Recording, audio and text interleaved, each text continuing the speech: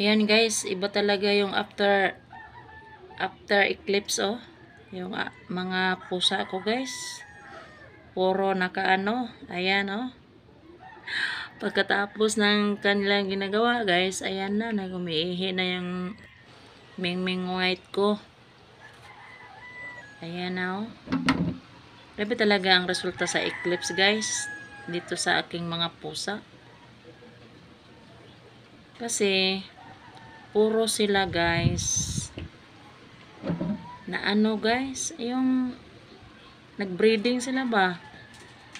Ayun oh. Ayun oh. Ayun yung ano ko, pusa ko guys. Talaga guys. Ayan oh. Ayan. Talaga guys, yung pusa ko oh. After sa eclipse, pusa ko natamaan. Yun parang resulta sa eclipse guys.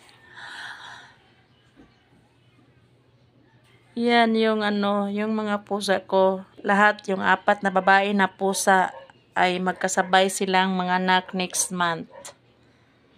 Puti, tsaka yung...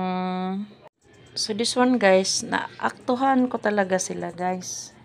Kasi hindi pang gabi, pang araw yung ano nila ginagawa. Ayun oh. Yung ika-4 na ano ko, pusa. So madami naman akong pusa guys.